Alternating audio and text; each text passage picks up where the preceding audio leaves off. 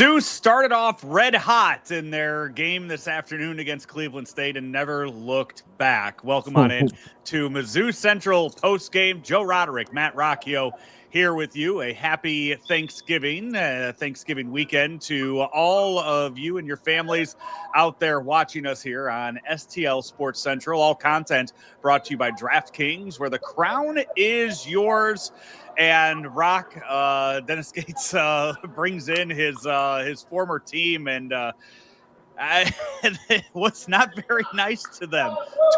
23-0 to start off the game, and that's one where Cleveland State just kind of wants to get back on the bus and get home and just be done with the weekend.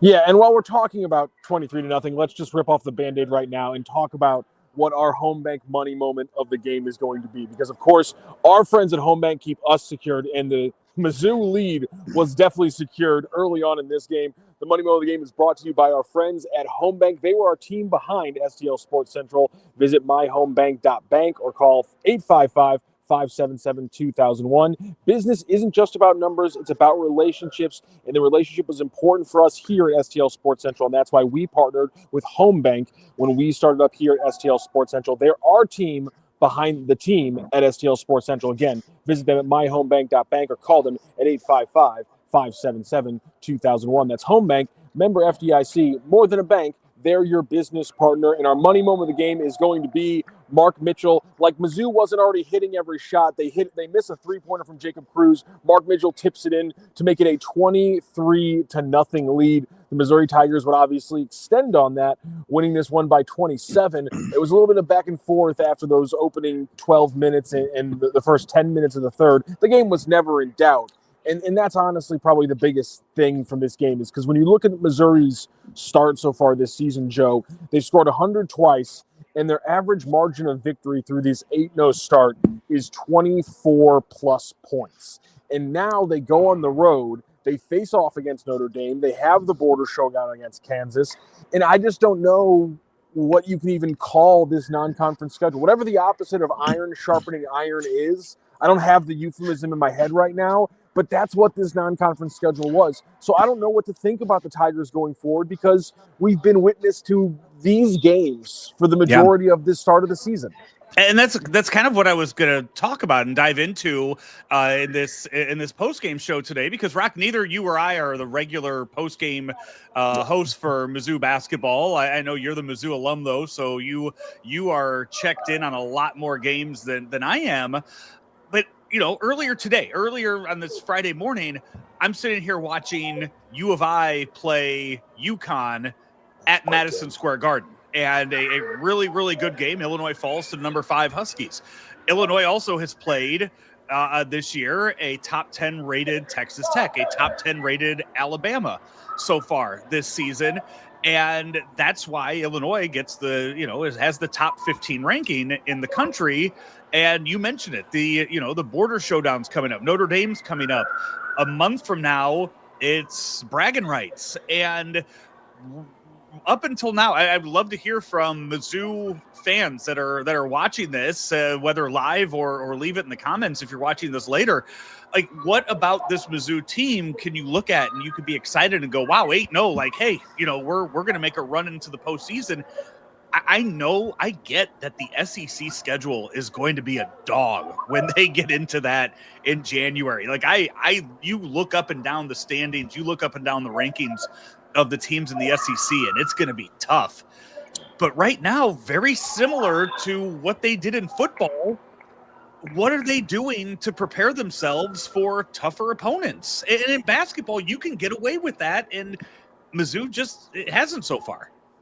Yeah, when we talk about strength of schedule, going into this game on Ken Pom, their overall strength of schedule was 363rd in the entire country. It is simply one of the worst non-con schedules. I had someone pointing out today on Twitter when I was pointing out the score who was saying this is actually, by the metrics, the best mid-major team that Mizzou will face this season.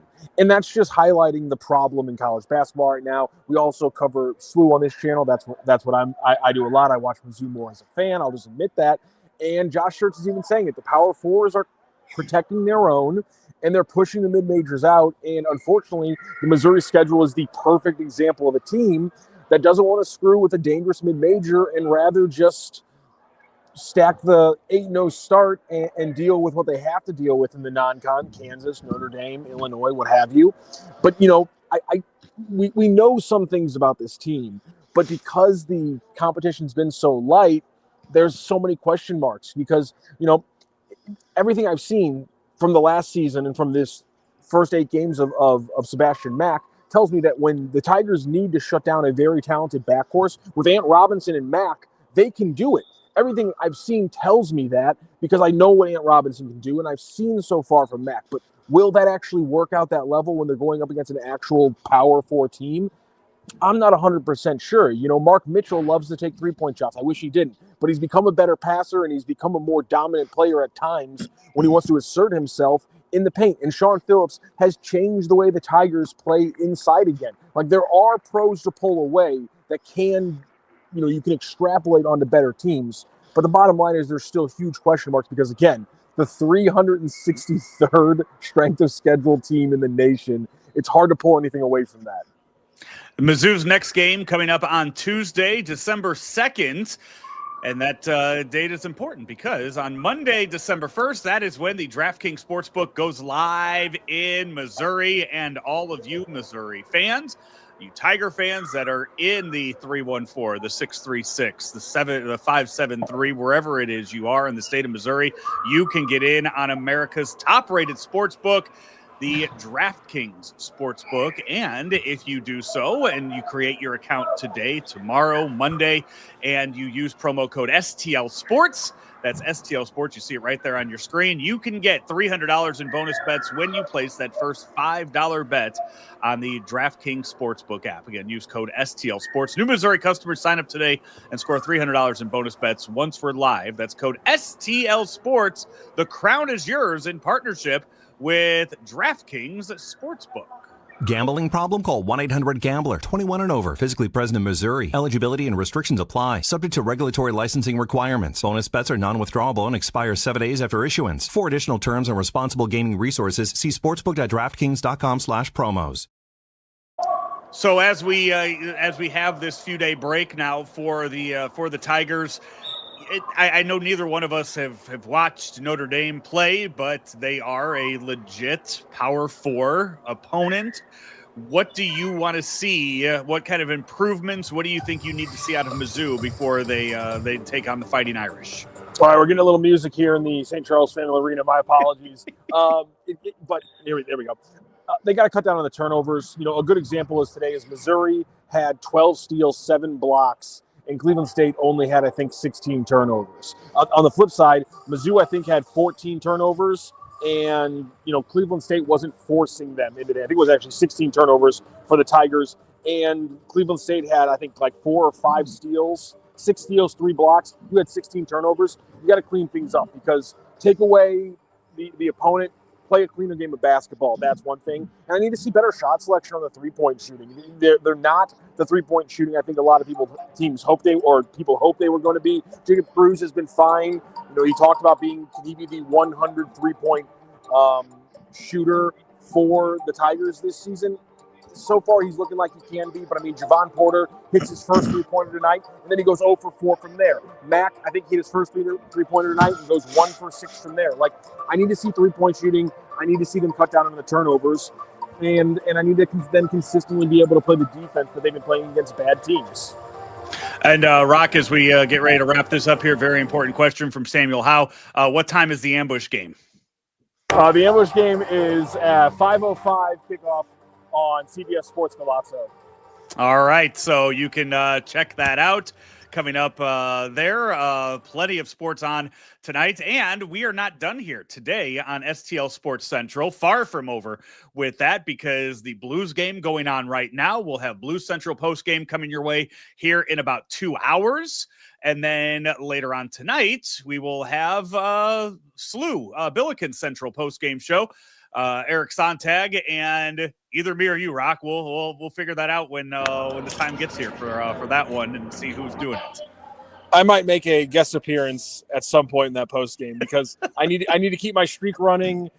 Last night was such a fun game, such a fun season now for the Billikens. They're playing some legitimate teams, although neither Stanford or Minnesota are going to be very good in their very strong conferences. By the way, don't forget Stanford is now in the ACC.